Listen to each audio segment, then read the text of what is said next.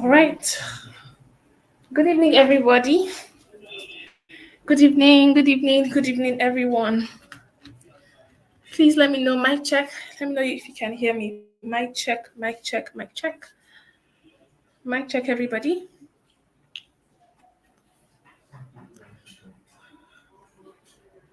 Mic check, mic check. Fantastic. Good evening, good evening, good evening. So, thank you, everyone, for your patience.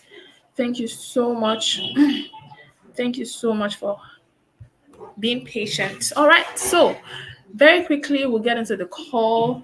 Today is the last day for our financial management module. Today's the last day, and so we'll get on the call very quickly. But before we do that, just a very quick recap from yesterday's class. What did we learn from yesterday? I'm waiting to read your comments. I'll be waiting to read your comments. Hello, Queen. How are you? It's been a while. I saw your comment on here.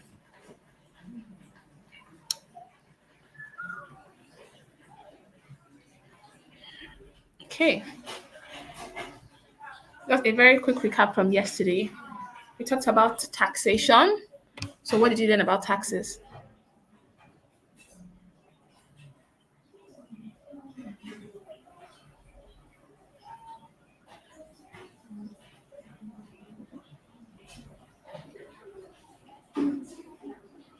Okay, so invoicing, Zoho, bookkeeping, basics of taxes and bookkeeping. Awesome.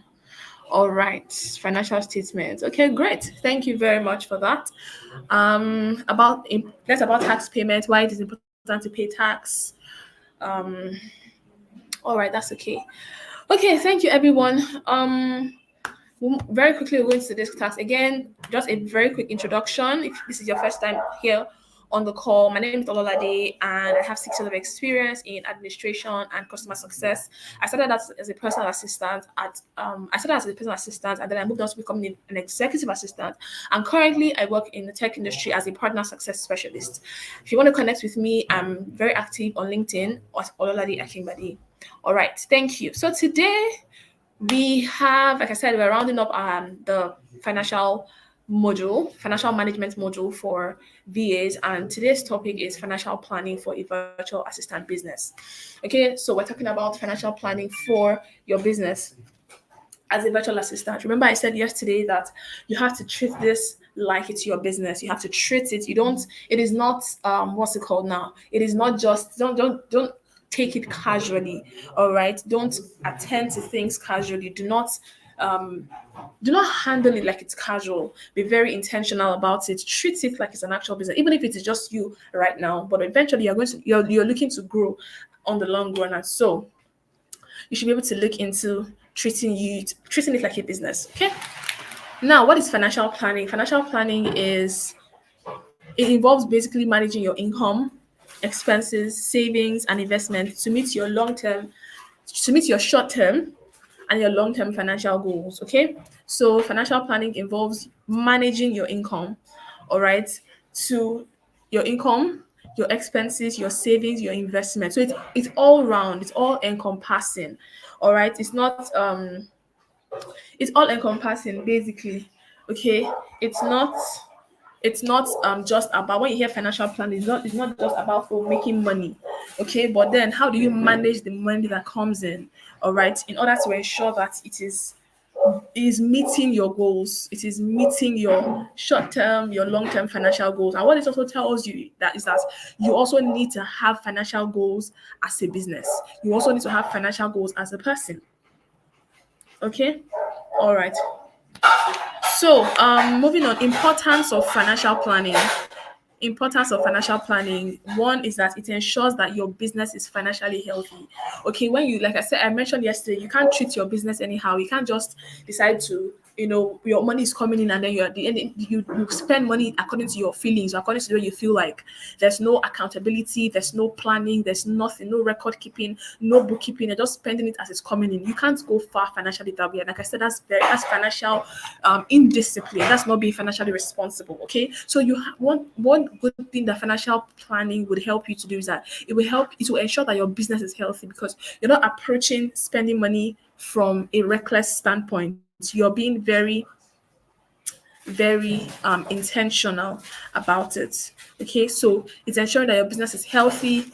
Then, of course, it also ensures sustainability. You don't want a situation whereby today you are in business and then tomorrow, for some reason, you just found out that you don't have the resources to run your business anymore because you were reckless with your income. You didn't plan your income properly. Okay, so it would help you. It really helps with sustainability. Also, you're able to weather any.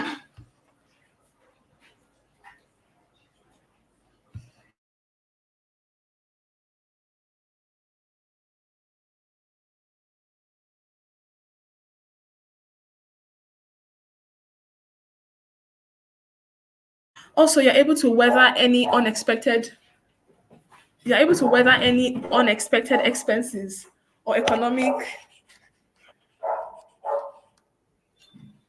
you're able to weather any unexpected expenses or economic downturns. Okay, so you're not caught unawares. Take for example when COVID happened, a lot of businesses went had to declare bankruptcy. A lot of people went out of business. Okay, but when you plan financially, when you are ready for your when you have a plan for your finances, nothing catches you unawares because you have planned it. So anything that comes, you are ready for it. Especially if you're even doing business in Nigeria, where the economic climb in Nigeria is not very, it's not exactly just a policy can come up and it can affect your business, it can affect you as a person, it can affect you operating or practicing, here in Nigeria. So you have to plan. Imagine at the time when, we couldn't access Twitter. That was, I think, some years ago. Imagine if your business was solely on Twitter. What would have happened? Would you go hungry? Of course, you won't go hungry. So these are the issues, these are the things, right? So when you plan financially, even when things happen that you didn't plan for, even when unexpected expenses come up or economic downturns, or maybe there's a lockdown and people are not even working anymore, clients are not hiring anymore, you're not panicking because you have planned your finances. Okay. Now, business growth. One another thing financial planning does for you is that it will help you invest in your tools, in marketing, in training that allows you to grow your business. Because you are planning your money, I would show you, we'll go into that as we progress in the class. But because you are planning your money, because you are planning your finances, you are able to plan for, I want to grow. Oh, there's a course that I want to take, and the course is going to cost me maybe $5,000. Okay, I can put away this money every month to save up for that course. Oh, I need to buy this particular equipment that will help my work, that will help my output, my work output, that would even increase my productivity. It's going to cost me $1,000. So I can begin to put away maybe $200 every month to save up for it. But in 5 months, I'll be able to buy it. So it helps you business growth. You're able to plan properly for your business.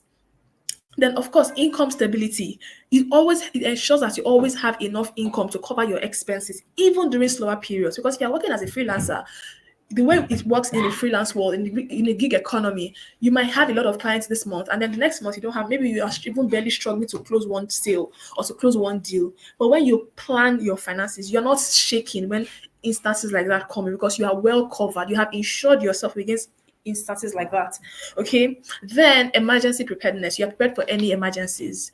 Okay. So for example, your equipment suddenly, maybe your laptop just suddenly stops working, and your laptop is your major source of work. You're not panicking and then you now call your client and say, oh, sorry, my laptop is. You can't do that. But because you have planned financially, you are able to purchase another one in the back of an eyelid, right? Because you already have that plan in place. Or maybe something happened, and then maybe you live in Nigeria where we still experience power outage, and then somehow maybe something happened, and then you don't have power for like 4 days. You can easily go to get a generator or something without, because you have planned it. You won't call your employer to say, oh, I can't work because I don't have light. That's not professional. So these are things that financial planning will help you do. It helps you plan for your business. Okay. Then financial goals for a virtual assistant. Remember when I was talking about financial planning, I said that the end, right, managing your income, your expenses, your savings, your investment is to basically meet your short-term goals and your long-term goals. So this means that as a VA, you should have short-term goals and you should have long-term goals. Don't just run, don't even if you're not, even if you don't have a business, even if you're under the employment of someone, you should still have goals. You know, a lot of people have career goals. Oh, you want to be so place in 5 years' time, you want to be so place in 2 years' time. But not a lot of people actually have financial goals. Like, oh, this is how much I want to earn by XYZ time. Or even the few people that have it don't even, there's one thing to have a goal. It's one thing to have a goal. It's another thing for you to work towards your goal. It's another thing for you to highlight how to get to your goal. It's another thing for you to have action steps on how to get to your goal. Okay, so that's something that a lot of people talk. A lot of people, oh, goal. Like, well, you have marital goals. So I want to get married by XY. This by vision 2025. Oh, I want to I want to be at so place in my career, or I want to work with this company by next year. We have all those goals, but then some people are not intentional enough to even have financial goals for themselves. Talk more of even having financial goals for their business. Okay, so please understand today that as VAs, even if you're not directly, even if you're not a freelancer, even if you're not like you don't have your own VA business, even if you are working as a VA for someone, maybe you are under like a direct employment or a full-time employment, you should have financial goals, short-term financial goals, long-term financial goals. Because that's how you grow. I mean, how would you invest in yourself when there's no plan for it?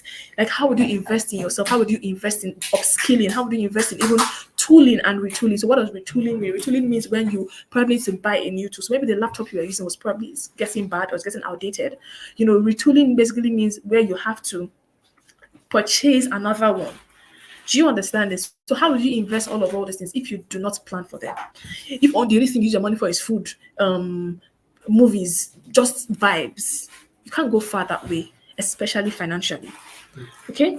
So basically, short-term goals is, in a nutshell, saving enough to cover for your next month expenses or maybe next 2 months expenses. So for example, you want to pay for your data subscription, you want to buy maybe like maybe a new mobile device. For example, you want to pay for your Zoom Pro subscription, you want to pay for your Google Meet, Google One subscription, you want to meet a particular income target, like, oh, every week I'm going to earn at least $500 every week. That is a short-term goal. But then a long-term goal is you're talking about business expansion. Oh, I want to expand my business. I want to have multiple VAs working under me. I want to develop new skills. Or there's this particular skill that is required for people in my industry.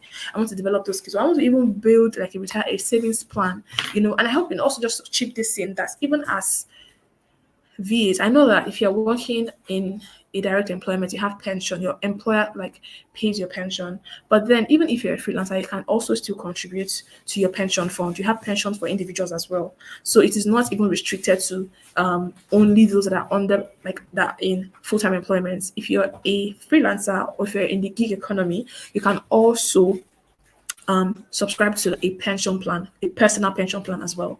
Yeah, that's very possible. You have pension fund administrators, you can speak to them and they will advise you on the percentage you need to save every month. Okay, so just thought to also mention that. So it's good. I mean, good to plan for your old age, for your retirement. So it's not just, so don't think that you cannot access that benefit. You absolutely can do that. Okay. So moving on, we have a very short exercise here, and it will take. I'll give you about 5 minutes to get it done. So first exercise is write down one short-term and one long-term financial goal for your VA business. If you don't have a VA business, for your own career as a VA, what is one short-term goal you will have? And short-term goal is between like 1-2 months max, and then long-term goal is, of course, it could be as long as 2 years, 1 year even. So write it down. If you're comfortable enough to share it in the chat, please share. And if you're not, ensure you just write it down. So you have 5 minutes. We'll come back at 7:40 p.m. Thank you.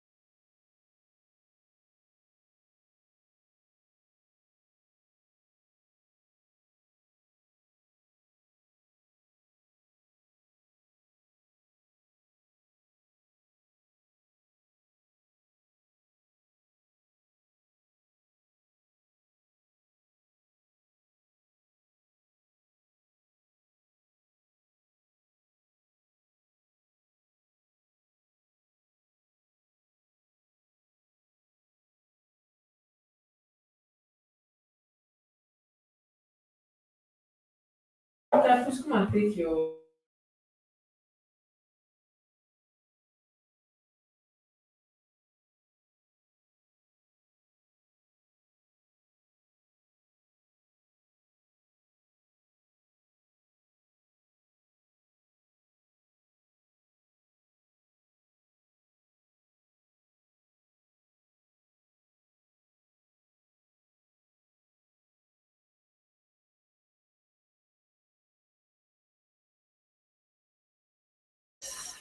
All right, all right. Thank you. I can see your comments, but I'm not seeing timelines. Why am I not seeing timelines? You can't set a goal without having a timeline. So I can see short-term goal to gain 10 courses in customer service, long-term goal to own my own customer service hub as a business, but there's no timeline. You need to put timelines. You cannot have a goal. A goal without the timeline is just what? Maybe a wish, right? So please put timelines. Add timelines to your goals. Um, Add timelines to your goals. I mean, this is not the class for that, but I believe you know what SMART goals are. Okay, it has to be specific, measurable, achievable, realistic, and time bound. Okay, so you need to add timelines to your goals and don't just say, "Oh, I want to get to do this," and there's no time. It can be the time is there to keep you accountable. Okay, it has to be very specific. I saw some goals that were not specific at all. Let me see if I can still find them. To 1 second. Let me see. Like for example, I see this one that says to gain 10 courses in customer service. That's not specific. What courses exactly are you looking to gain? What exactly? What you have to like be as specific as possible. What courses are you looking to gain? How long? When are you looking to start this? How long are those courses going to take? So you need to be very specific with your goals. Okay, I can see another one that says short-term goals to acquire more knowledge on how to be an executive VA. What kind of knowledge are you looking to acquire? Where are you looking to acquire the knowledge? Are you looking to take courses? Are you looking to attend seminars? Are you looking to study books? Are you looking to read? How long is it going to take you? So these are things you need to put into consideration when writing out your goals. I'm not just writing it and say, oh, I want to do this, and then it's very vague or there's no timeline. It's not even time bound. Okay, so please, like I said, this is not a class for goal setting because we have like a lot on our plate tonight. So I will not dwell too much on that. But just basically with what I have said, you can just fine tune or rephrase your goals basically. All right, so moving on. Understanding income streams as a VA. That's our next topic. Understanding income streams as a VA. Okay, so we have, you have different income streams for um different industries, and so once you look at it, how do we make money here? So first is you have income. These are like the income streams that we have. You have hourly rates. So this is basically when you charge your clients per hour for the services that you provide to them. So let's assume you charge them what $10 per hour, 25, depending on whatever it is that you're providing to them. So let's say yours is to provide administrative support.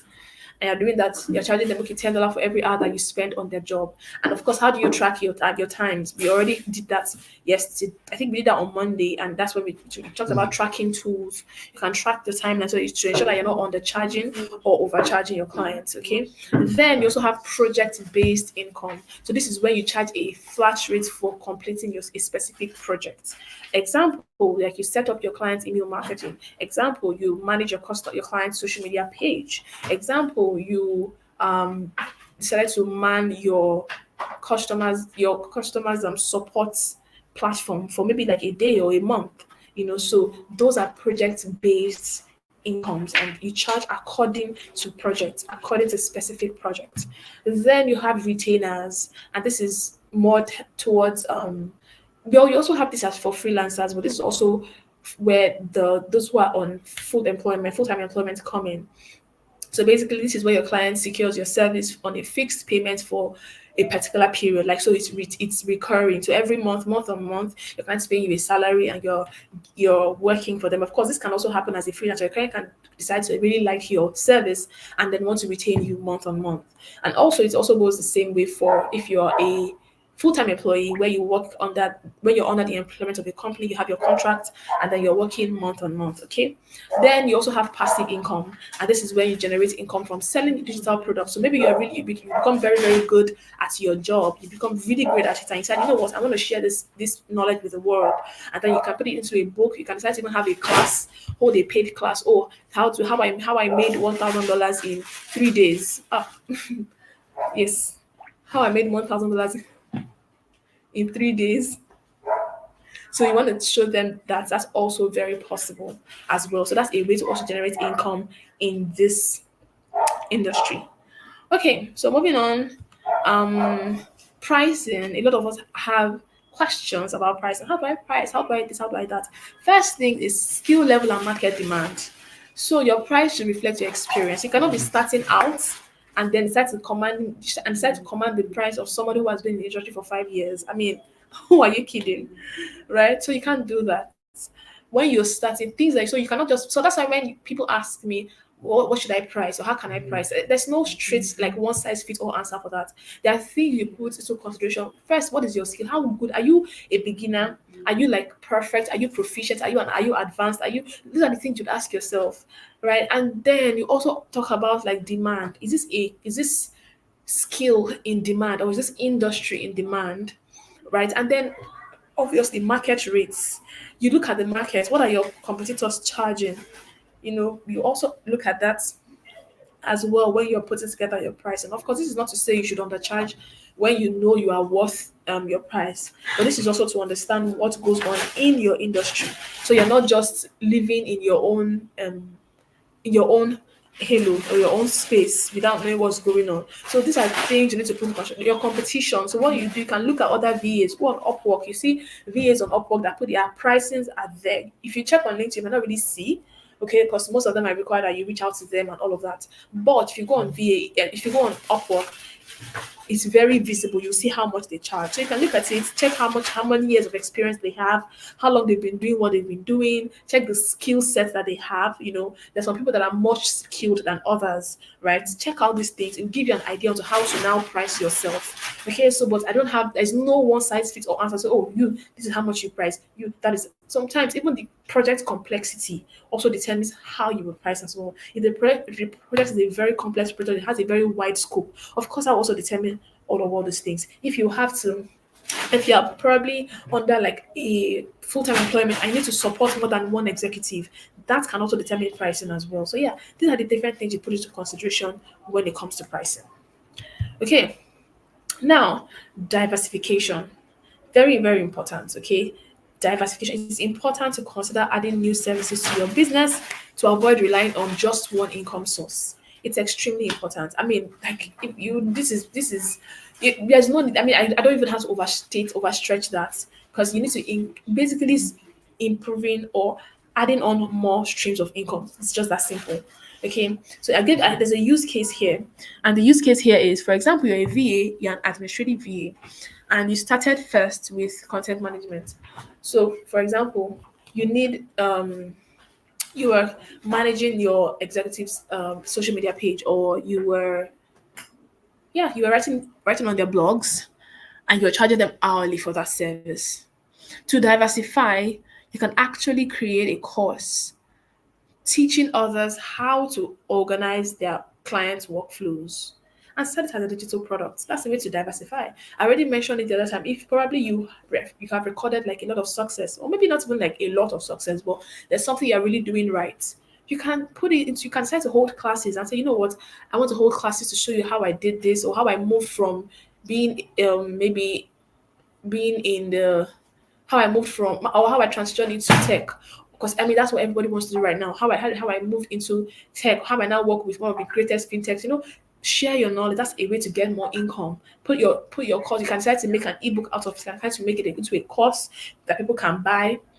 You can even decide to teach. You can decide to there are different tech academies that are looking for facilitators. You can decide to apply to be part of it. So you're making income in different ways. Okay, so diversification is not some is non-negotiable.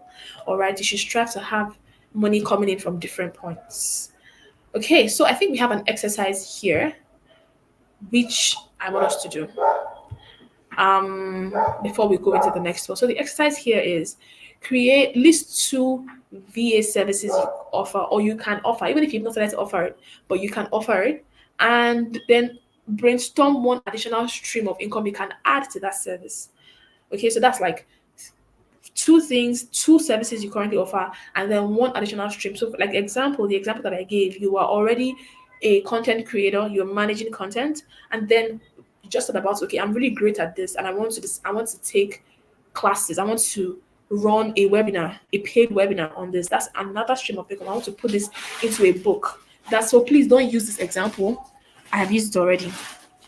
So now you are going to also list two services that you already offer and then one additional income stream. I don't know, I'm not going to give suggestions. You know what you can do and then that you can use, that you can add to your business. So your time starts now. I'm reading your charts. Let me know. Let me know. So I want you to state the one. Don't just write it like this, Mary. I want you to state what you have, what you already offer, and then the one you're making an additional one. Okay, I want to see the one you already offer and the one you brainstormed to make an additional stream of income. Like I want you to state it clearly. Okay.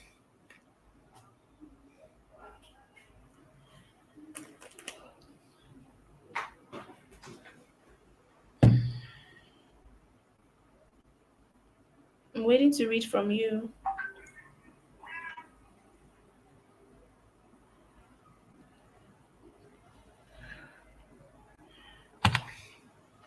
What's happening? I guys still brainstorming. No, you don't have to, like I said, you don't need to do it right now. You can, it's either you have started to do it, and even if you have not, what you can do, and then think about one more that you can add to it, like, oh, this would not be a bad idea to make into an additional stream of income that will supplement what you can, or even if you have not started to do it, but you can actually do it. So yeah, that's what I want to see. It doesn't matter. I just explained that now. Even if you have not started it, but it's something you can do. Okay, so Esther said customer support and social media handler. Then she can add content creation. Okay. All right. All right. Customer support, additional stream of income with social media management. Okay, great. Two VA services I'm offering email marketing, lead generation from social media. So which one, Chinayen, which one do you want to add to it as an additional income stream? Okay, Fullness says social media management, content writing. She said she'll add video editing tutorial classes. Fantastic. Okay, Princess says already offering services like customer care and email management. The additional one is calendar management. Okay, Aisha said she will Aisha said administrative and customer support, additional income by organizing classes or reach out to tech hubs to add VA to their courses and be the tutor. Okay, awesome. Present offer administrative assistant and customer support assistant. Okay, Deborah says the one I'm offering now is booking flights and administrative assistant, and I wish to add social media management. Good. Dara says she already offers administrative assistance, but she's looking to go into project management. All right, all right. Titi Lokpe says research. What she does now is research and content writing. Then she wants to add social media management to it. Okay, great. Tiana says email management and calendar management. Additional stream teaching young ones how to use Google Calendar. Okay, great. Administrative support, VA services. Fantastic. Adeleye Busayomi says administrative assistance and customer support. Then I can add travel. Travel. Oh, good. Chinaya says organized class on sponsored ads. That's amazing because I mean, a lot of people are still trying to figure out how to, run sponsored ads. So yeah, that would be very, very beneficial. Okay. Agatha says she also already offers sewing services. Uh, so Agatha, the question was VA services that you offer. So I don't think sewing is a VA service. That's not a VA service. I don't think that's a VA service. So please adjust that.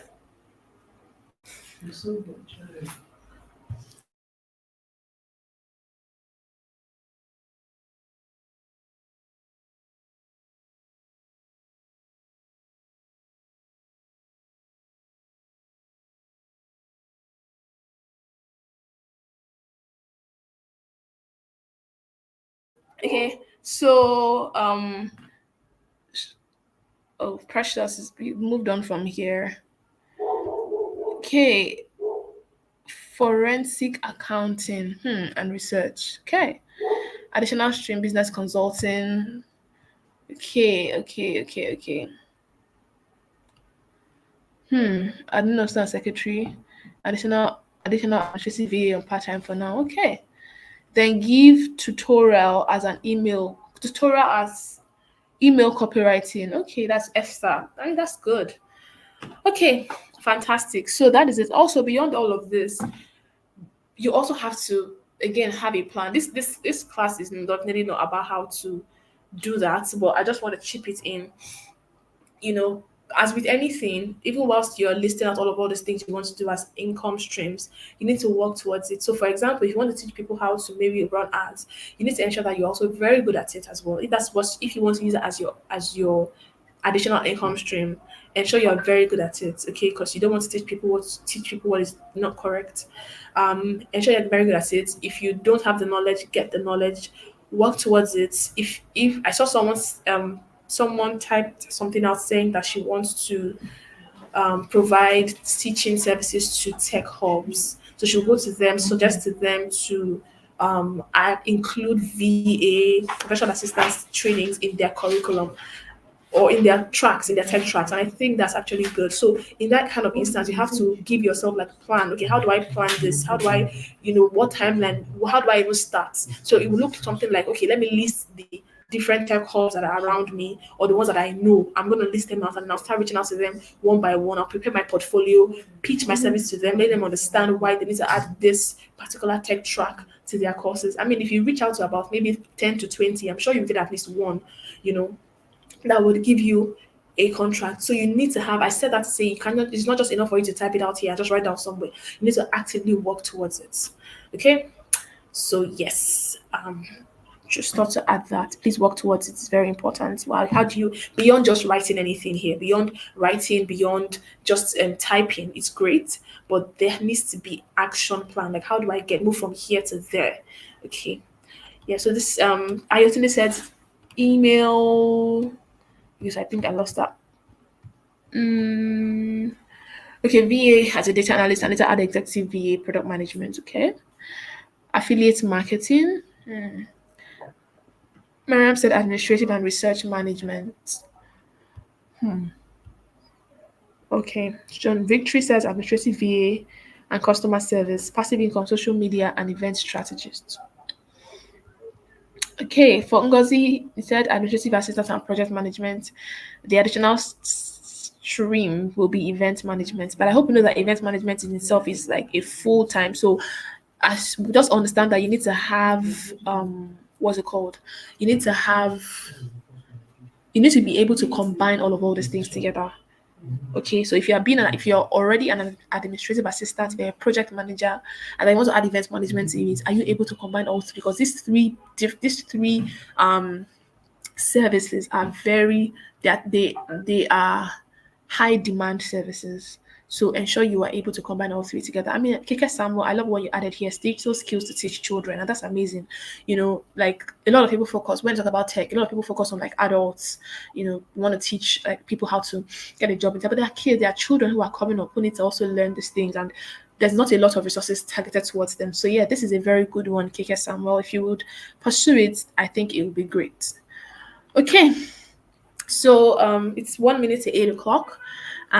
We will go on break now, and when we return, we'll come talk about creating a budget for your VA business. We need to create budgets as well, and then there's also going to be a hands-on session here. So please get your devices ready because we will work together in class.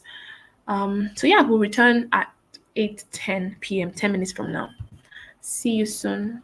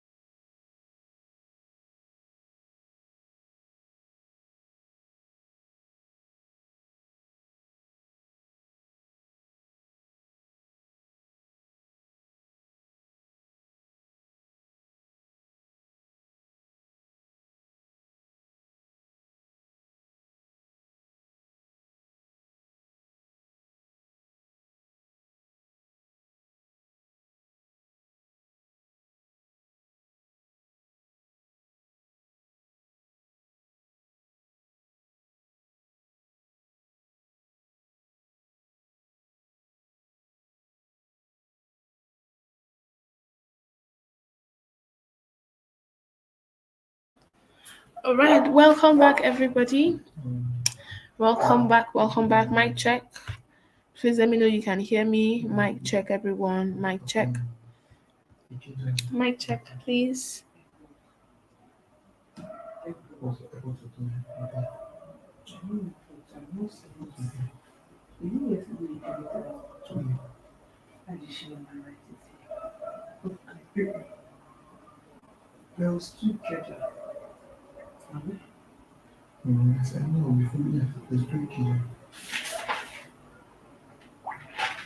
Mic check.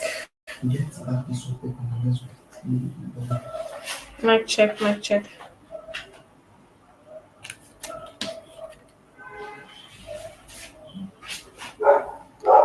Okay, thank you. So let's just do a quick recap.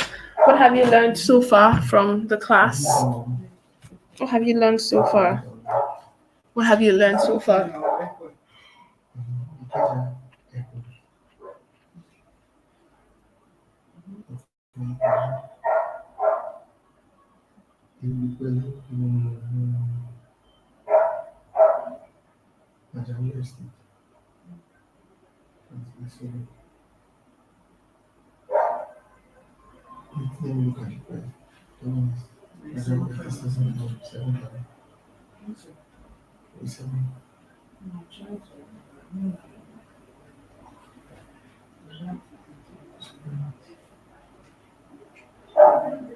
Okay, creating long and short term goals. All right.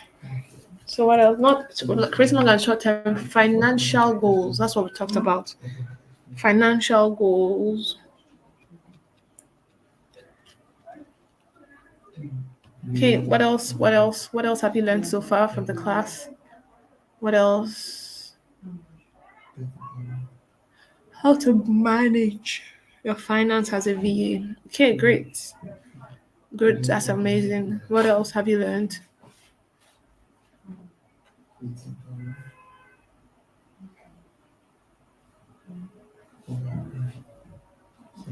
Importance of financial planning, setting financial goals as VAs. Having financial goals as VAs.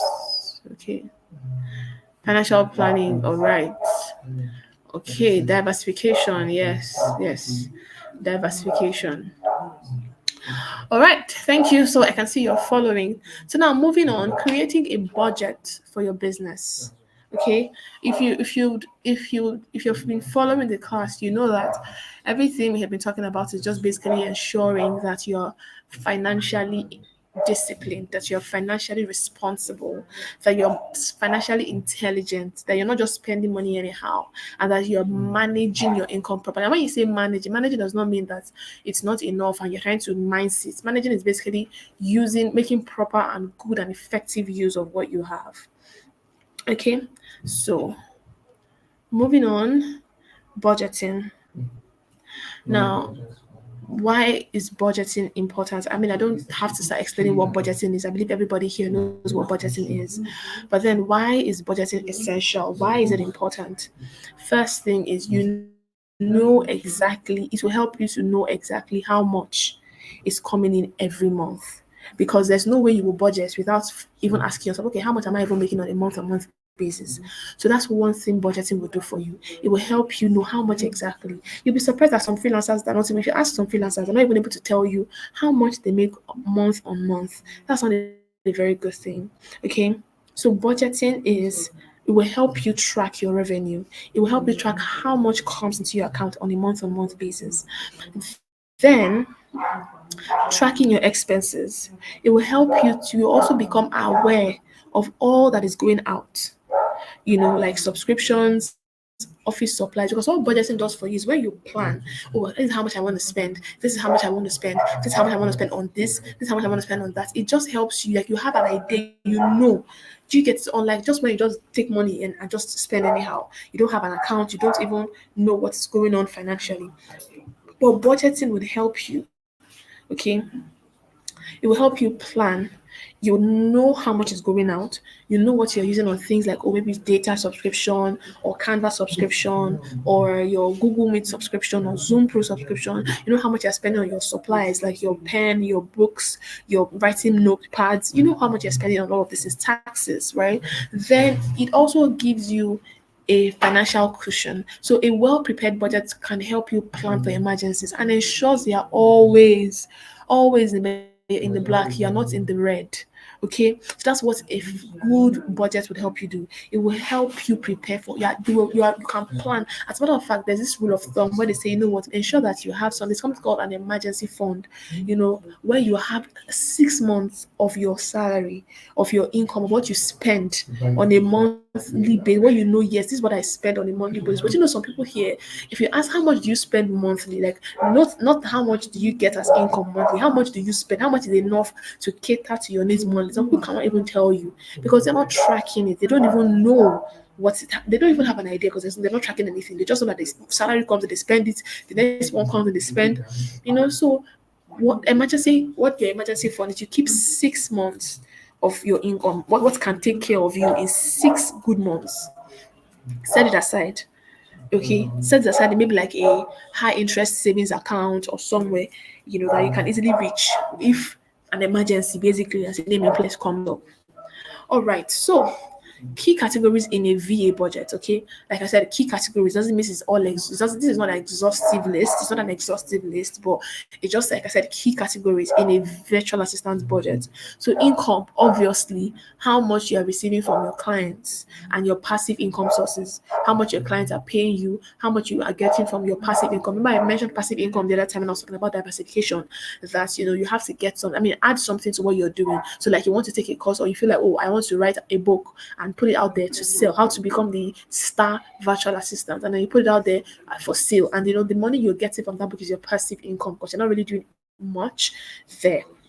So income, money received from your clients and your passive income sources as well. Then fixed expenses, right? This is your recurring monthly or annual costs. How much is recurring on a monthly basis? How much is recurring on an annual basis? Fixed expenses like software, to example, your data. Your data is a fixed because either you like it or not, you will buy data. You accept you have to use data on your phone or your device or your laptop. You need data, especially because you're virtual. Okay, your internet, your software, right? You use what now? Let's say you use Canva for your designs. You have to do that. It's a fixed cost, but it's recurring. Okay, so variable expenses, these are costs that fluctuate.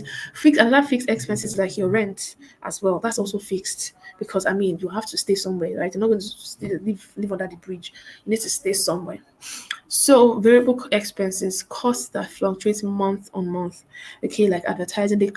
So that's the difference between fixed and variable. Is fixed is it is a fixed price. So let's say your data costs you maybe 15,000 naira every month.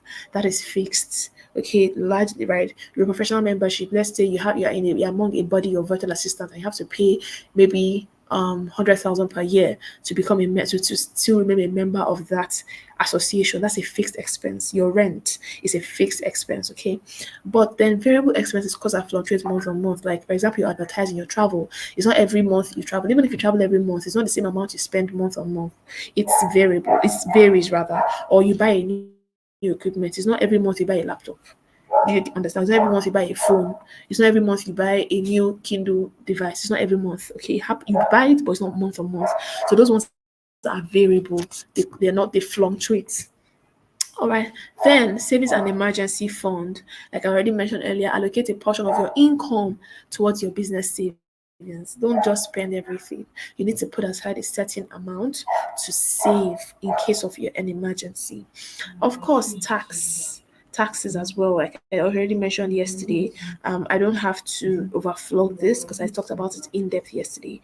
Tax provision, estimate and set aside money for your taxes. Estimate it and set it aside. You don't want to fall on the wrong side of the government, please. So estimate and set aside your money for taxes. And if you still have, like I said yesterday, you can can always consult with a tax consultant so they can advise you on how much you're going to pay for tax. All right, so now how do you prepare a simple monthly budget? Simple, just like I said, you don't have to do anything major right now. Just use tools like Google Sheets. Simple. In fact, if you don't like QuickBooks, it's okay. Google Sheets will do the job for you. If you like, okay, yes, you feel like you need the organization that comes with using QuickBooks, okay, no problem. And you have the technical knowledge, that is fine. But if you're a beginner, you don't need to stress. Just Google Sheets is just fine. All right. So we're gonna have an exercise on this later, but I'll just run through the class so we can focus on our exercises. Then cash flow management. Cash flow management. Managing cash flow is very, very important, and it's to ensure that there is always enough money available to meet your expenses. Okay, you don't want a situation where you have spent all of the money and then when it's time for you to buy your data or internet or pay for something, you don't even have money anymore. That's not proper cash flow management. Okay, so movement of money in and out is that simple. It's a flow. That's a flow. It's a flow. So how money enters and how money goes out. The movement of money in and out of your business is that's simple cash flow. That's cash flow. Now, the importance of cash flow is when your cash flow is positive, right? It shows that yes, you're profitable. You're not your income is higher than your expenditure. And what it does for you is that it ensures that you pay your expenses. You can save for your taxes, you can invest in your business without going into debt. You have money to even spend on yourself. Like you can buy the good things of life without having to borrow or go into debt. That's what a positive cash flow does for you. Okay, now how do you manage your cash flow? Like strategies for managing cash flow. Invoice on time. Ensure that invoices are sent promptly after work is completed. Don't say, say I'm very busy right now. Like I'll send this invoice. I have a lot of work on my plate. I'll send this invoice like when I'm done, maybe like and then 2 weeks after you've not even sent an invoice. That is cash is not flowing. You need to ensure that your cash is flowing into your business, if possible, very very regularly. All right. Now retainers, another that's another good thing. You see, with freelancing, there's sometimes when you have like a lot of work. There's some months when you're just praying to God and say, God, please, oh, So there's some months like that. There's some months that in fact you are even struggling to keep up with the demand, and there's some months that you're like you are even managing trying to even close at least one sale. So one good thing is ensure one way to also ensure that you keep cash constantly flowing in is retainers.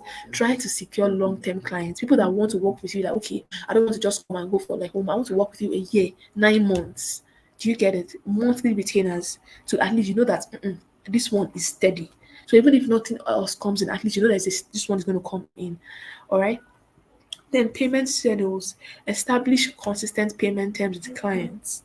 Like if your payment schedule is okay, maximum 15 days of receiving an invoice, stay on that.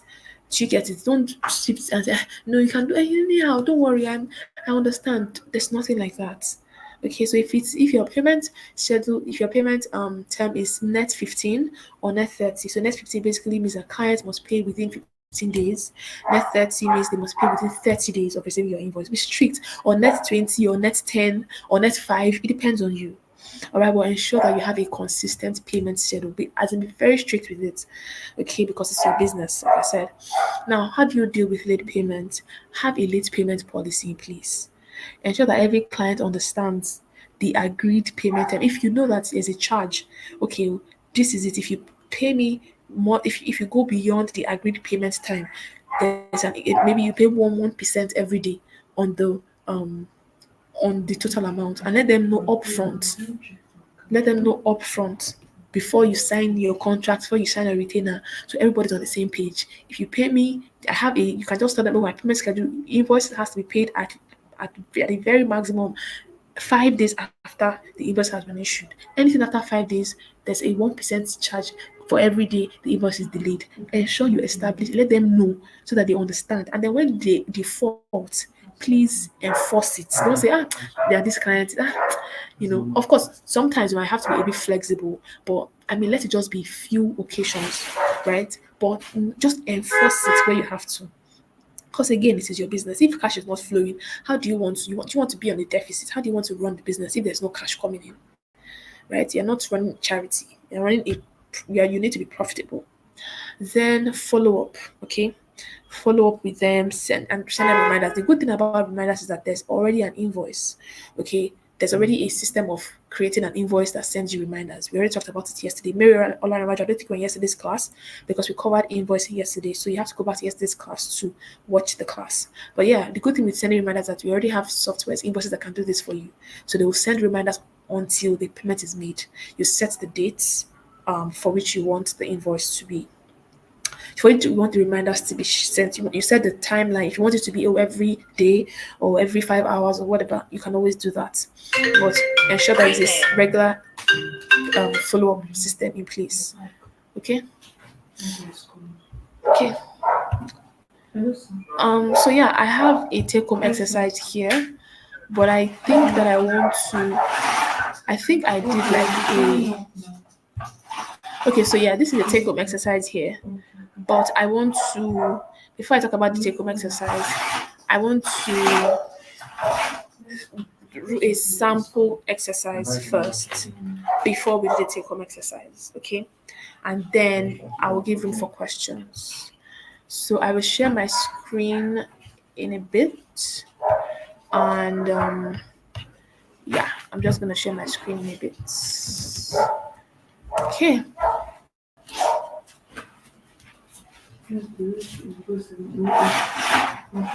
I'll share my screen shortly. But in the meantime, do you have any questions so far whilst I'm working on?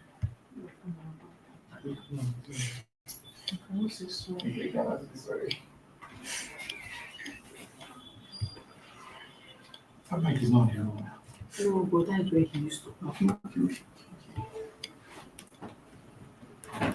Okay, so any questions for me whilst I work on bringing up my screen? Okay, let me check.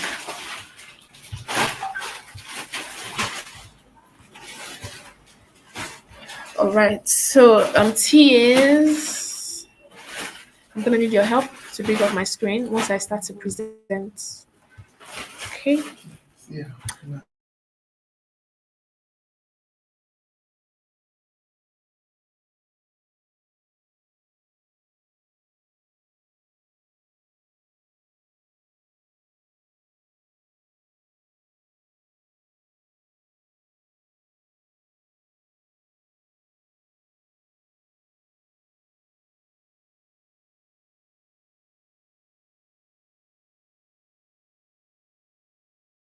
So TS, please bring my screen up. Thank you. Well, in the meantime, let me know if you are following. Let me know if you're following. Let me know if you're following. So Olubumi just told me saying, yes, I mentioned monthly retainers, and that's basically monthly retainers is basically when you secure a long-term contract with someone, maybe a client. A client can decide, no, what I rather than hiring you for only 1 month to manage my social media page, I want to actually hire you to work for me for like 6 months. I really love your work. And that's the good thing. When you get a chance to do a job for a client, even if it's a short-term one, give it your best shot, because we've had cases of freelancers that they work with a client for just it was supposed to be a short-term project, but based on their work ethic, based on how they were able to put in effort, based on the kind of work that they did, the clients were like, you know what, I think I want to retain you, I want to work with you for a longer term. So that's how to get a retainership, like your clients will retain you for much longer. Okay, and this is also similar to, like, this is also like full-time employment as well. When you work in the full-time, like when you work in a company, of course the company is retaining you, they've given you a contract, an agreement, an offer of employment where they employ you, they pay you on a month-to-month basis. Okay, so that's basically that about retainership. All right, so now moving on to budgeting. Okay, I had already talked about that, and so I just want to do a demo. I talked about the importance of cash flow management, budgeting, why it's important to track how much is coming in, why it's important to ensure that cash is constantly flowing. Okay, like there's nothing like saying, oh, let me just know cash. You need to, it is your duty to ensure that cash is flowing in, because either you like it or not, cash will always flow out. Like bills are not they're not waiting for you, because you have to pay expenses, your rent. Your landlord is not going to say, oh, this lady, because they are not paying you, miss, I will not collect my money. Nobody's going to say that. So either you like it or not, cash is going out. And because cash is going out, cash also has to keep coming in. So it is your duty to ensure that cash, as cash is going out, cash is coming. Like that flow must not stop. It has to, as it's going out, it's coming in. Do you get? So cash has to keep flowing. And so what I shared with you were strategies on how to ensure that cash keeps flowing into your business. Because either you like the cash should flow out, you have to buy data, you have to buy internet, you have to buy this, you have to pay for that. Okay, so then why would you then allow somebody else that you have worked for and you did a good job, by the way, now keep your money or keep cash from coming into your business? Or why would you yourself not do what you're supposed to do, like sending your invoice on time? That's you not, that's you short circuiting cash, from coming into your business. All right. So now, and I also remember that I spoke about budgeting as well. Why it's important to keep a budget. It helps you, the financial health. If you're financially healthy or not, or you need to run to the ICU or the emergency ward of your financial emergency ward. Budgeting will help you know these things. It gives you an overview. You know what you're spending money on. You know where your money is going, right? So that's what it does for you. All right. Okay. So I will just begin. Explaining what I have on the screen. Please pay attention, because you have an assignment. You have like an exercise that is going to take you quite a bit of time. So I want to just take my time to run this. Explain it to you. So imagine you are a Nigerian VA, and obviously you're expected to earn 300,000 this month from two clients. So let's say you have like two clients that you're working with this month, and they're going to pay you cumulative, they're going to pay you 300K. Now your monthly expenses, all right, remember that I talked about fixed cost, I talked about variable cost, fixed expenses, variable expenses, and then I also talked about, I talked about tax provision, I talked about savings as well. So now your monthly expenses, you have fixed expenses, you have variable expenses, you have your savings, you have tax provision, you have all those things. Now there are questions that I have here which we would use to answer. I have questions which we're going to use, but then these are our expenses. So now your income is 300,000 naira. Okay, client A is paying you. Please follow me as I'm explaining this. Client A is going to pay you 180,000 naira on the 15th of this month. Client B will pay you 120,000 on the 10th of this month. Okay, now let's move on. So this is where your income is coming in from. This is where your 300. So you know that this month, though, 300,000 naira is coming in for you. Now, fixed expenses, your internet, because remember that I said fixed expenses. These are things that either you like it, they are fixed. Okay, they don't necessarily change. All right, this is something that you use over time, and it will be always like you use month on month every time. Now, internet 15,000. It is, you have to buy internet on the 5th of the month. Software, you have to pay for Canva, you have to pay for Zoom, 25,000, and you have to pay for it on the 5th of the month. Co-working space for people that don't want to work from their houses for whatever reason, 20,000 naira, and you have to pay that on the 10th. Like, you see what I'm saying when I said that, either you like it or not, cash is going out. And because cash is going out, cash has to also come in. That ensures a healthy cash flow. That ensures a positive cash flow. Because if cash is only going out, because Canva will not say, sorry, your client has not paid you. Okay, no worry, we will not charge you. They don't care. They will charge you, especially if your card is even linked to your subscription. You just get charged straight up. Co-working space, the head of the people there will not say, oh man, sorry, they've not paid you, so don't worry, come and use it for free. No, they would collect their money, right?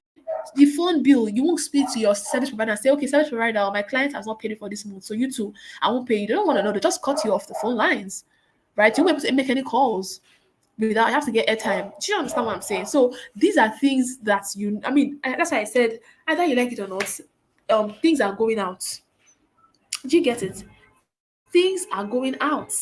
Money is bills rather, money is going out. You're spending money. So you have to ensure that money keeps, as it's going out, more money must come in. That's how to maintain a healthy cash flow.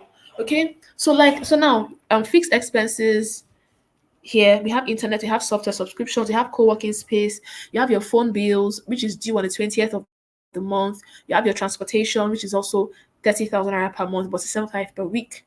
All right, now variable expenses 50,000. These are expenses that change. Now your total fixed expense is 100k. Remember that what we are getting, the income is 300,000. Now your fixed expenses is 100,000 naira. Internet, we already we ran through this already. Now variable expenses 50,000 naira. Office supplies 15,000. It's not every month you buy office supplies. Even if you buy it every month, it's not every month you spend 15,000. Some months you can spend 5,000 because the printer ink you bought the other time has not finished. Some months you spend maybe 3,000 because the ones you bought have not. Some months you won't even spend anything on office supplies. So they are not things that you necessarily have to spend money every time on. That's why they are variable. Okay. Marketing materials, ads, business. It's not every month you print business cards. It's not every month you give a graphic designer and say, "Oh, I want to change my logo." It's not every time. So those are variable expenses. Miscellaneous. Let's say miscellaneous is 15,000 naira. Miscellaneous cannot be 15,000 naira every month. It will change. Maybe this month will be 15,000. Next month can be 2,000. Next month can be 5,000. Do you understand? Maybe the generator suddenly stopped working. I need to change. It's not every month the generator will go bad, right? So miscellaneous 15,000 naira. Now savings and tax. Savings is very important. Please, like I said, you can't see. You will have to save. If you're even a Nigerian, please save. Okay, so savings 10% of your income, 30,000 naira. Then tax, of course, this is just a 20%. I mean, your tax might not be 20%. Tax is not your tax may not be 20%. It depends on your peculiarity. This is just a random figure. Okay, please. So tax 20% of your income, and that's 60,000 naira. Fine. So let me know if you understand my explanation to this point. I mean, I believe we should be on the same page, but please confirm. Please confirm. Let me know. Let me know if you're following. Please let me know if you're following.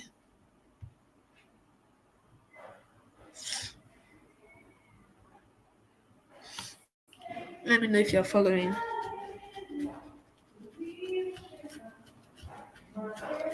Okay, Aisha says she understood.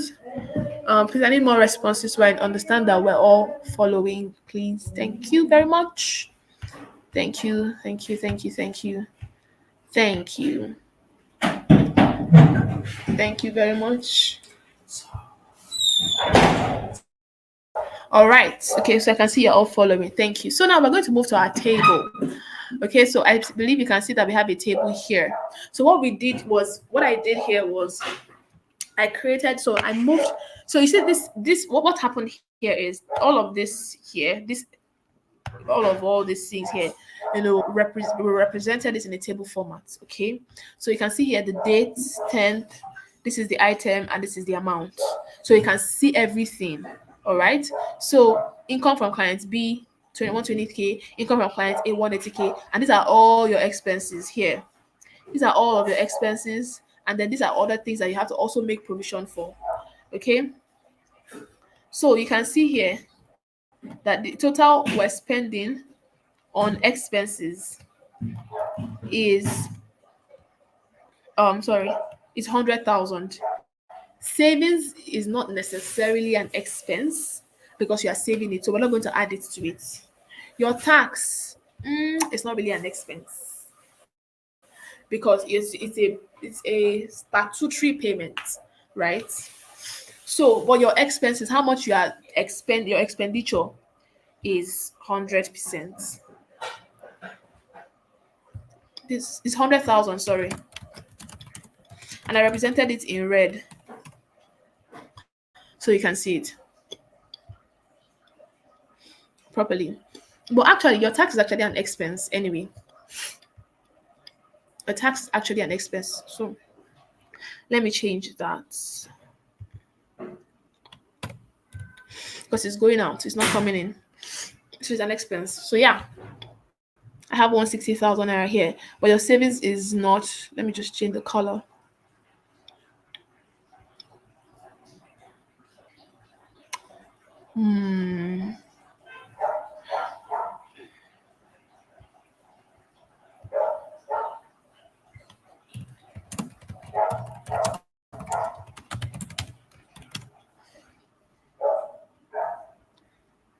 Okay. All right. So I believe we are following to this point. Now I want to show you how I want to explain um how to track your cash flow. Okay. I want to explain to you how to track your cash flow. All right. So now your total income, because we want to know, is this person's business even healthy? Is this person financially healthy? Let's check.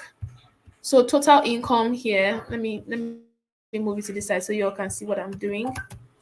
Total income. Remember, the total income here is this plus this, right? That's 300,000 naira. Okay.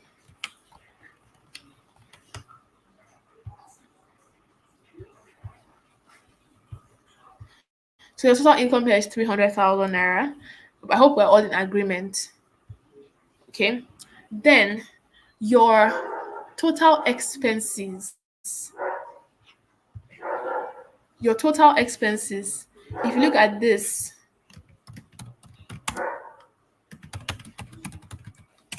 let's look at this. What are the things that are expenses here? All these things in red.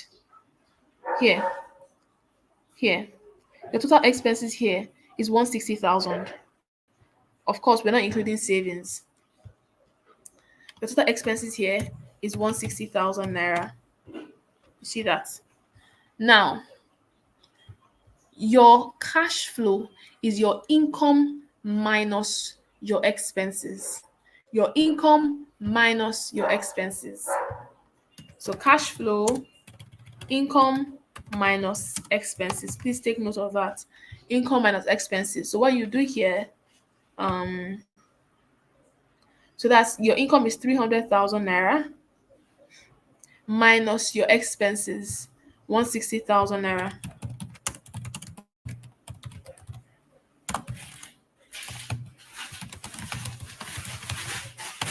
Please let me know you're following.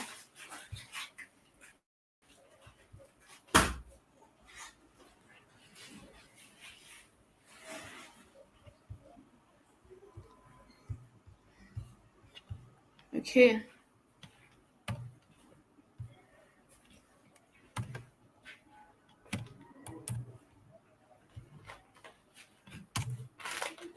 So you can see from here that the cash flow is 140,000 naira.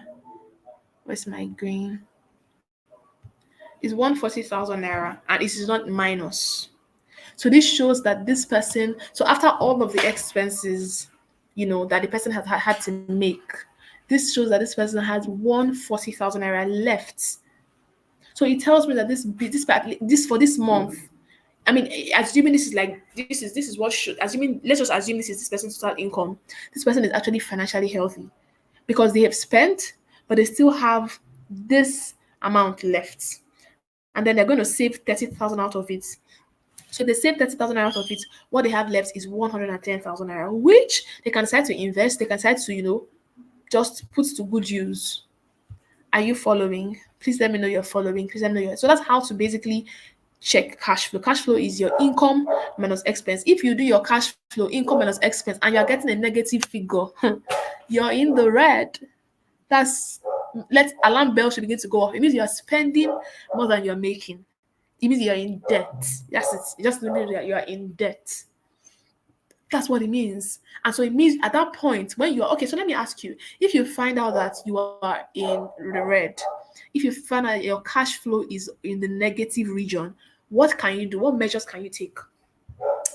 Let me know those who are following. What measures can you take when you find out that your cash flow is in negative or like you're in the red? What are the measures you can take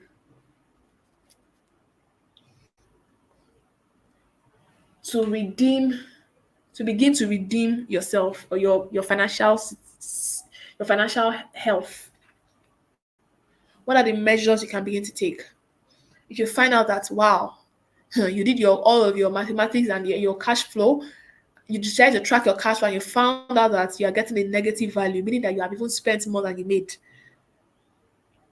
Okay, Shirley said revisit her expense. So when you revisit your expense, what will you do? Will you just look at the expenses and say, "Oh, expenses, oh, I'm looking at you," or what are the action steps you could take exactly? Kike Samuel said reduce some expenses. Okay, yes, reduce some expenses. Yes. Rukewa said properly make a plan and budget for the month and reduce some expenses. Yes. Cut down expenses. Yes. Look for apps that can be used for free instead of paying. Yes. Review expenses. Yes. So that's it. First of all, if you find out that you are spending more than you are making, first thing is you need to go back to check. Exactly. I love Destiny's response. Check your expenses and reduce or cut off. That's it. That's what I was going. That just explains it. You have to go back and check. Like, okay, we need to do an audit. Where is this money going to? And you see why it's very important to have a record, because if you don't even have a record, you won't even know where to even start checking from. You won't even know where to even start tracking from. You won't even know you won't nothing. You're just there working, and it just looks like but where is the money going? So you see why record keeping is very important. And again, this is not even as only as a VA, you know, like to as a VA where you have your VA business, even as an individual, even as someone who is in full-time employment. Because okay, full-time employment, there are high chances that your executive would trust you with money. You have to be sure that you're worthy of that trust. Even your personal expenses, even as a freelancer, check these things. Have a record. What am I using money for? What is, like, for example, if you need to cut back, you check and this money is really getting expensive. You can check, what can I remove? Okay, do I need to reduce maybe this co-working space? Maybe can I try to work from home? Is it an option? Is it an option for me? These are things you need to begin to consider. What am I spending money on? This business card, can I change business? Can I change from hard copy business cards to soft copy business cards? Or printing, can I at least try to make most of my documents soft copy so I don't have to buy printer ink anymore? These are things you need to begin to look at, because trust me, you don't want to be in a negative um you don't want to be in a negative zone for these things. Yeah, somebody said check if you have been charging your clients well. Exactly. If your clients have been demanding premium services and then you have been charging them for just regular services, maybe this is a time to review your prices. If your clients have been insisting that, oh, I want you to use Zoom, like I don't want you to use Google Meet or any other thing, it must be Zoom, it must be Pro, I want you to use high tech software for me, then they have to be ready to pay high tech money, right? So your clients should also not be demanding for should not be demanding for high tech or premium services. I want to pay standard payments. Okay, so you look at that as well. Like, is this where the thing is coming from? These are things you look at different angles, but there is no way you can even have. But the way it even has to start from is you even having a budget, tracking your expenses. Because if you're not tracking these things, then there's nothing. What will you look at? How do you want to track it? Where do you want to start from? Where? Right? So yeah, that's it. Ngozi said get more business. So get more business is not really the get more business is like you are trying to treat the you are trying to treat it at surface level, because if you're getting more business and you're still not expending, you're not still financially managing your money properly, you will still arrive at the same situation. So why don't you look for the issue and deal with it first from the roots, so that when you get more business, you know that yes, you are spending money wisely. Okay, so yeah, that's that. All right, so moving on from there, I also want to still show you a couple of more things as well. So we've learned how to track our cash flow. Okay, now scenario based adjust. So if, for example, um your client, now let me ask you, based on this data that we're working with, remember that client A, right? Remember that client A said that they were going to pay on the 15th of the month, right? So if for some reason client A now reaches out and says, I'm so sorry, something happened, an emergency, I am really sorry, but I can't pay on that 15th. Can I please ask for an extension till the 25th of the month? What will you do in terms of your bills? And of course, maybe client A is like a very good customer. and you cannot obviously say no. And maybe this is the first time they're even defaulting. And then you said, okay, no problem. So how, and remember I said that your bills will not stop. That's one thing you should know. Your bills will keep on coming. So how would you handle that in terms of your bills? And let's say the money from, obviously, client A is even paying you higher, 180K. So client B, the money from client B alone is not even enough to cater to your expenses. So what will you do? How would you handle that? Tell me, let me see, let me read your comments. Like client A says, I'm so sorry for this month, please. I can't pay you on the 15th, but I'll pay you on the 25th unfailingly. And there are there are payments that have to go out on the 5th, on the 10th, on the 20th. There are payments that have to go out weekly. How would you balance things? How? I want to know.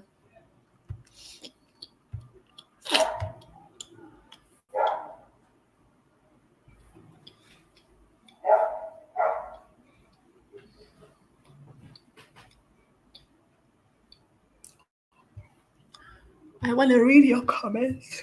Okay. And your last said you can borrow from your end savings. What end savings? Do you mean emergency? What's end savings? Please explain what you mean by end savings. Pay for the extension. I don't understand. When you say pay for the extension, Esther, I don't understand. Could you please clarify? Johnson says take out of your savings or emergency funds and pay back later after getting the money. That's the answer. That is it. That's why you see why it is important to have your savings.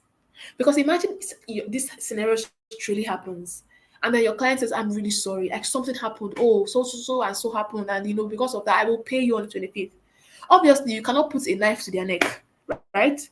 But your bills have to go on, right? So what do? You go to your emergency savings, right, and take from it to settle your bills. And immediately, clients A pays immediately. Please refund your emergency savings. Okay? So you see why it's very good to have savings for your business. Because imagine if you didn't have that, what will you do? You start running helter skelter. You will just become scattered and say, oh, no, hey. Do you understand? So you see why savings would Samson said, I think my savings will save me. That was funny. But yeah, that's it. Your savings should actually save you, right? So that's where it comes in. So it has to, you have to use Princess said you have to use your miscellaneous fund. So miscellaneous is still part of the expenses that you have to cover, right? Miscellaneous is part of the expense, an expense, not an income. So how do you want to use your expense to pay for? I mean, do you understand what I'm saying? So basically, the best way is you use from your income, from your savings rather, to take care of your bills. And once payment is done, immediately replaced. Okay. And another thing is that's why it's also good to have multiple streams of income. So that if one stream of income is broken, you can always fall back to the other streams of income. Okay. But in the case where you don't have multiple streams of income, at least what is within your control is to save. Don't I know people say things like, how much am I even earning? How much if I remove this? Please, even if it is 1,000 naira every week, even if it is as little as 5,000, see your savings. Your savings will save you, like somebody said, right? Okay, thank you. All right, so let me see if there's time. We have 6 more minutes to go. Let me see if there's more time to just take one more. Okay, so I think, yeah, so that's basically it. So now I'm gonna go back to I'll stop sharing my screen now. TAs, please bring my slides back up. Please bring my slides back up so I can show you your assignment and how to go about it. TAs, please bring my slide back up. Thank you. So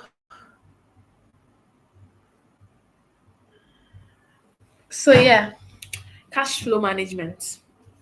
We already touched on that. So I believe you understand what's it called? You understand where this is how to handle cash flow and all of that. Now, your take home exercise is set up your business budgets, like you saw me do there. Open your Google Sheets or your Excel sheet and create your new spreadsheet. So, you have the different categories, like you also saw that I had. Your income, the money that you're expecting. Again, you don't even have. If you already have, as a matter of fact, this is not, you don't even need to have a client. You can be your own client. Even if you don't have even if you're not yet a VA, you're planning to become a VA. At least you have income coming this month. Start from there, because that's where you start from, and then you begin to learn. So let's even start from there. Create your categories. Income. How much are you expecting? Even if it is the money, even if you're still receiving an allowance from your parents, it is still your income for you. So you have that. Then you have your fixed expenses. You have your variable expenses. Create your categories. Save is emergency. For taxes, you can skip that if you don't know. If you know, you can input. If you don't know, you can just skip it. All right. And then, so like I give you an example. If you were to expect 500,000 this month, how will you allocate that amount between your categories? I mean, I'm not. You know how much you spend on data. You know how much, if you have any software that you're paying for, maybe Canva, maybe Google, whatever. You know what you're paying for. You know how much you spend on internet. You know how much you spend on, maybe you're taking a course. Maybe you're paying for a course on Coursera or on Skillshare. If you're paying for maybe LinkedIn Premium. You know how much you're spending. So based off of this, how will you allocate? Okay, this is how much is coming in this month, and this is for my fixed expenses. This and this and this is how much. These are the things I'm going to spend money on. Or I know anything, no matter what happens, I will spend money on these things this month. Then my variable expenses. Okay, these ones are variable. I will spend money on them. These are my variable expenses. How will you allocate? You're the one who knows that. So we do that in your spreadsheet, like you saw that I did there. Then the next thing is you now create your cash flow projections. So basically, project your cash flow for the next month by estimating your expected income and your expenses. So, like again, for next month, right? You now have to project. You look at how much will I spend on internet next month? How much will I spend? That you are creating your budget. How much will I spend on subscriptions? Oh, how much will I spend on what everything that you spend money on, really, you know, put it there. If you expect clients to pay you on the 10th of the month and you need to pay for software on the 5th of the month, will you have enough to cover for the cost? So do your or like the scenario that I gave to you. So do all those projections. Okay. Also, imagine one of your clients delays payment by 2 weeks. How would it affect your cash flow? What adjustments would you make to your budget to handle that delay? Okay, for sometimes if it's an expense that you can delay the payment, maybe you can speak to your landlord or speak to your what's it called, maybe you already have a relationship with the person and you're like, what, please just give me some time, I will pay by so and so time, no problem. And if it's something that they cannot even wait, you can dip into your savings, but ensure that you return it immediately that money comes from your client, right? So these are the things you do. Sit down with yourself. Like I said, you don't even need to be a VA yet to even do this. Sit down. Oh, how much is coming in this month? Okay, 500,000 naira. Out of this 500,000 naira, this is how much I'm going to spend.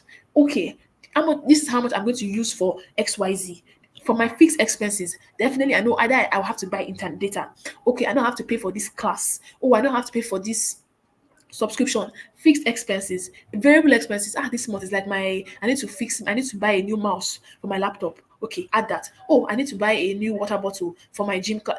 Whatever it is, please include it in your variable expenses. Okay, and then you look at it. If there are things that, if you don't have clients, you can skip this example, just a scenario. All right, if nobody's delaying your payments, no problem, just skip that. Those are just scenarios. Now, upload your completed sheets showing your budgets and your cash flow projections. Upload it, and then anything you observed when you were creating your budgets, are there areas? So basically, so you're doing two things. You're creating your budget, and you're creating your cash flow. So now you need to now um what's the word now? You need to now identify what did you notice, because you need to, one thing with your budget is a living document. It's not a document that you just create and just go and sleep, let it just stay on its own, and you will not see it until maybe the next month. Your budget is a document that you should keep. You should see it. It should be your friend, because you need to consult. Oh, how much did I budget for this particular item?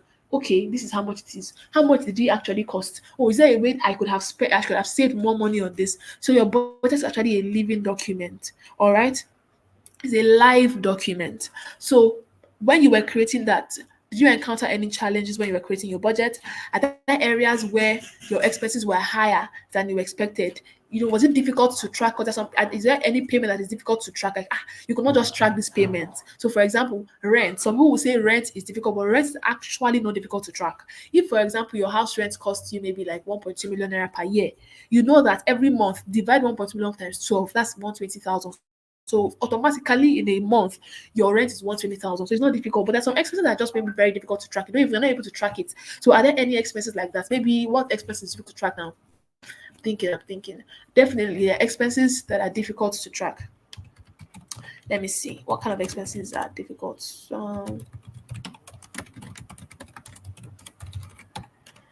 One second. Let me see expenses that are difficult to track. So for example, your maybe cash expenses, or maybe the day you decide to go to maybe, for example, maybe your water dispenser, or just maybe all these random expenses that you just make around the house. Or you just decide to step out and you enter the bus from your house to the bus stop, 15 naira. Those expenses are kind of like a bit difficult, but just based on your own observations, what expenses are difficult to charge to track, right?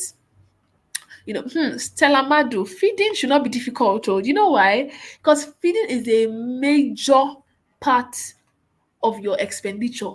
And because it is major, you should find a way to track your feeding. If you need to do a budget, it's like, okay, oh, this month, though, I'm allocating 100,000 naira for my feeding.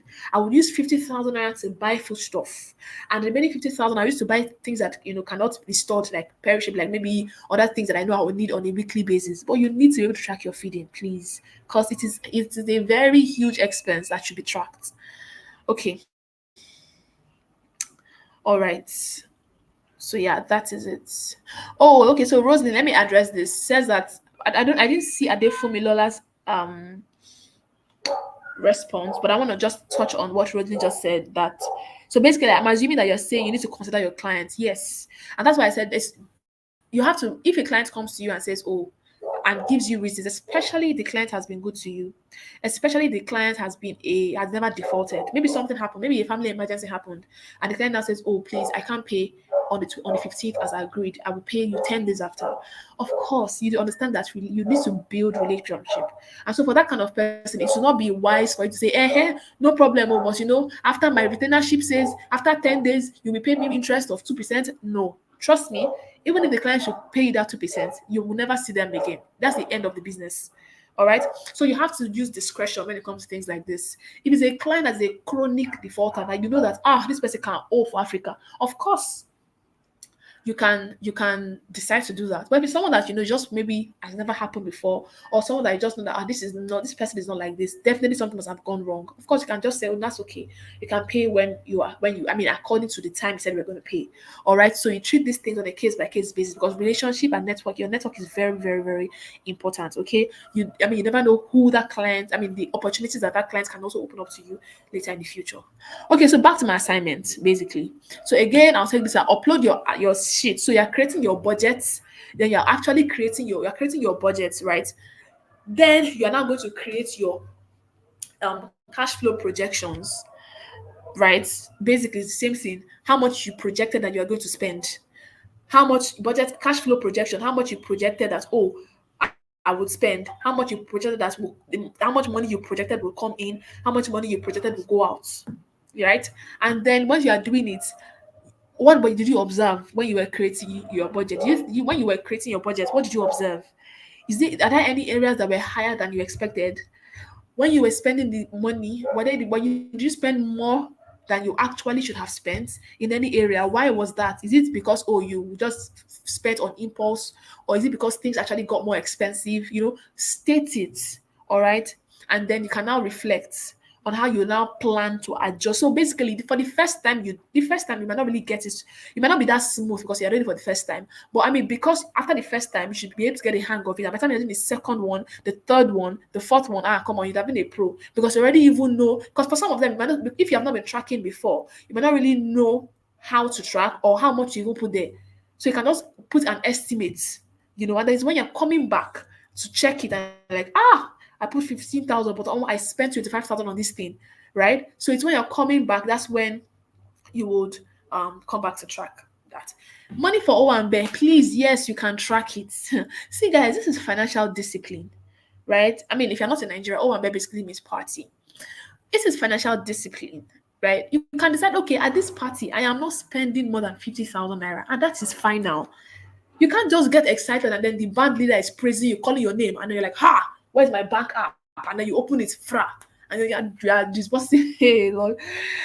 And then at the end of the month, your account is looking at you and looking at your account too. You can't do that. So you have to be financially disciplined. This is how this party, I'm spending only 50,000 naira on the whatever we're doing there. And that is fine now. Anything else, even if the band wants to praise you from here to the sky, not enjoy the session and move on. Right? If Ashwebi, if you're not Nigerian, Ashwebi is like a uniform that you wear, you know, just to, I mean, when you have an occasion, right? If the Ashwebi is, if you look even before you even, but that's where financial discipline comes in. If someone comes and tells you, oh, Ashwebi is 50,000, and you look at your account, and you go back to consult. Let me look at my budget for the month. Oh, does this look like what I can afford conveniently? Let's assume you did your cash flow. You've just finished balancing your account. You did your cash flow. I saw that you have 100 after removing your expenses. You had only 140,000 naira left. And then somebody comes to you and says, oh, I have this actually to sell to you for 70,000. Is it wise to buy that? Come on, it's not wisdom. Because that's literally that's practically 50% of your profits to buy. No. So you can tell them, no problem, we'll come for the event, I'll wear what I have. It's that simple. It's that simple. I'll wear what I have. You should learn to be able to say, look, this is financial intelligence, financial discipline. Because it's things like this. When you spend, if you keep on spending money like this, when do you want to even build wealth? When? A lot of us don't have good money habits. And that's why it seems like a lot of people are living from paycheck to paycheck. But if you look at it, tell them to print out their bank statement. You will see shawarma here. You will see movie tickets there. You will see something that, I mean, it's not like this is bad. They're not bad, but you need to plan these things properly. Avoid impulse spending. Please. Ask you, will anybody die if you don't spend that money? If it is not a life and death, you can say no. I mean, I don't think your friend or the person that has the party will want you to go hungry because you want to go to their party. Of course not. If they truly love you, they would want you. I mean, the most important thing is your presence, right? So please, can you track money for fruit, soft drink? Yes, you can track it. You can track the money. Like I said, you can start out like this. Okay, at the beginning of the month, decide that, okay, I want to keep this money. Like, this is how much I want to spend on. Because again, you should have had an idea, right? Even if you don't have an idea, even if it's your first time, say, okay, what kind of fruits do you eat? Do you eat local fruits? Do you eat imported? If it's local fruit, okay, what kind of fruit? Maybe bananas, apples, oranges. Based on how frequent you eat it, okay, at least I know this month, like at least maybe 20,000 naira.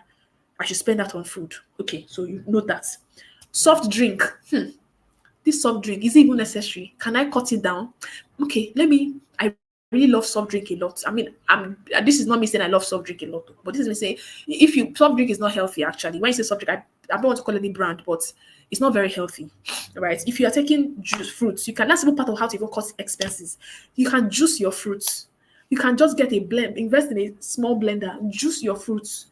That's natural source of sugar. It's healthier. But this is not a health class anyway. So back to budgeting.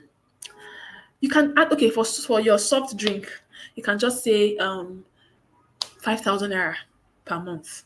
That's already 20,000 naira for fruits, 5,000 naira per month. Bottled water.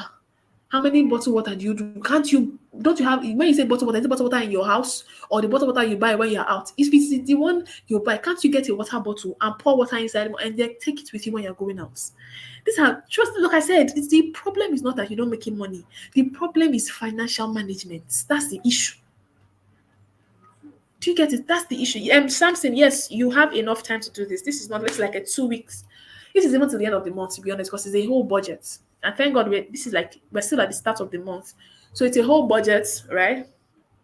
That you can work on, take your time, create your budget now, and then at the end of the month, revisit it to see if what you spent is the same thing as what you projected. And then look at your cash flow, how much actually came in and how much is going out.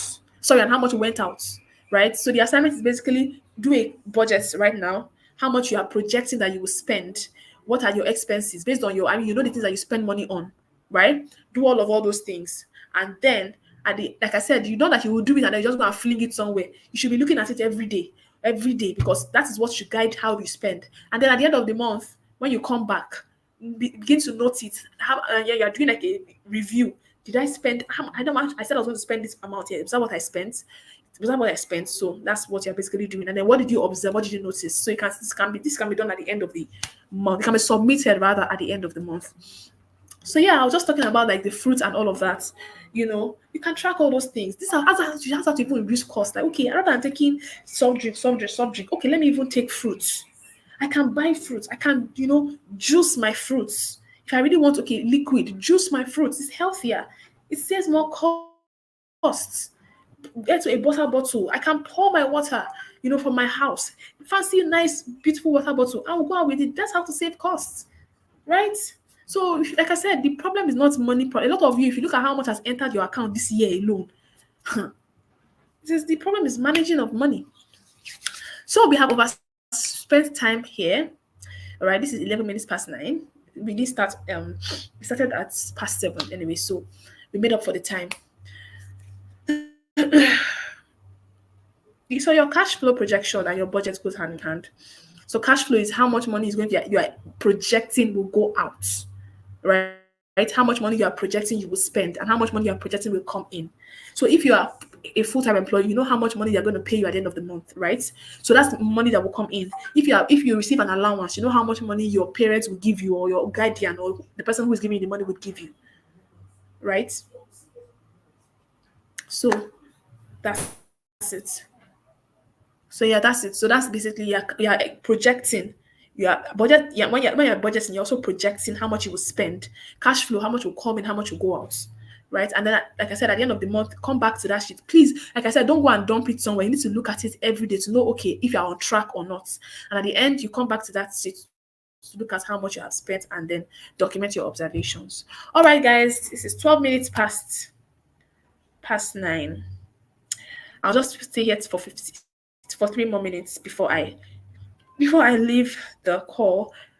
Nina said, according to your budget, if you had to cut off all those expenses are important for business, what expenses will cut off? Okay, so I already explained this. Some of these expenses, you can reduce some of them, like for example, your subscription. If you're doing a Zoom Pro subscription, for example, you can reduce it. You can reduce you can use a Google Meet subscription instead, right? So you can reduce it. Rather than doing Zoom, how about you do Google Meet, which is cheaper? Rather than doing hard copy business cards, how about you do soft copy business cards? Rather than buying ink, why don't you make your documents e-copies so you don't have to print anything? Okay. So for adding formula, yes, your budget can be. If you don't have if you're not a VA yet, if you're not personally earning as a VA, you can do a personal budget. The idea is so that you can understand how these things work. All right. Cash flow projection, which it can be on the same sheet, so that it can be side by side. It can be on the same sheet. SC said, can I outline this as an unplanned expense? Money I used for impromptu buying of fruits, biscuits, and lollipop for kids. And my question is, why do you want to have unplanned expenses? Why would you want to have impromptu buying of fruits? That's my question. You can plan your fruit buying at the okay. I'm sitting down this month. I want to spend 20,000 naira on fruits. 5,000 naira every month on fruits. That's it. So that's impromptu buying is what I mean. Why do you want to have impromptu buying? That's impulse buying. You can sit down and say, okay, I know I always buy fruit for my kids, for my children. I know I always buy biscuits for them. So based on how I've been spending, okay, this month I will budget 20,000 naira for their fruits. I'll budget 2,000 naira or 5,000 naira for their biscuits. This 20,000 naira every week, 5,000 naira for fruits, and that is it. If we finish the 5,000 naira on day one of the week, that's it, right? And then you budget all of those things. Yeah, so you're able to, it helps you, keeps you in track. You know when you have overspent, and then when you are not within track. Unplanned expenses like family emergencies, yes, absolutely. So there are some things that are not planned for that are truly unplanned expenses, but not things like buying of lollipop. That's not an unplanned. Please, that is not. That is something that can absolutely be planned, and also be what's it called? It can be planned, and it can also be you can reduce the, you can take it out actually. So, but for family emergencies, absolutely yes, something can come up. You can have, God forbid, maybe somebody needs to visit the doctor or the dentist or something. And even for that, there's also a way around this. That's why need to have health insurance. Health insurance is very important. I mean, I'm not trying but these are things that work for me. Right, health insurance, get a health insurance, and you know that okay, you're paying a premium every month, and it takes, so even if anything comes up like a medical emergency, you are covered. So yeah, there's that. You said Adebi said I didn't get her question. Whose question now? I think if you can type the question again, that would be great. So yeah, Christine, unplanned expenses like family emergencies, absolutely yes. I'm not saying that no unplanned expenses, though. I'm not saying that things do not come up in terms of like emergencies. I'm not saying they don't happen, but I'm just saying you cannot categorize buying of lollipop or buying of like, these are things that are avoidable. These are things that you can actually plan for because it's not an emergency. If I don't lick lollipop, will I collapse? No, I'll be fine, right? Can said, okay, children, I budgeted 5,000 naira for biscuits this week, and the 5,000 naira it has been exhausted. So please drink water, or you have golden mon at home. Take your golden mon instead. This is how to save money, right? Exactly. So I think I'm done. I have spent 917. This is 917 here, and yeah. So thank you, everyone. We have come to the end of the class. Oh my goodness. Thank you so much. Thank you so much. Thank you so much. Yeah, thank you, and have a great and amazing week ahead, and an amazing weekend. If you missed the class, you can always go back to YouTube to watch the rest of the classes. All right. Bye-bye.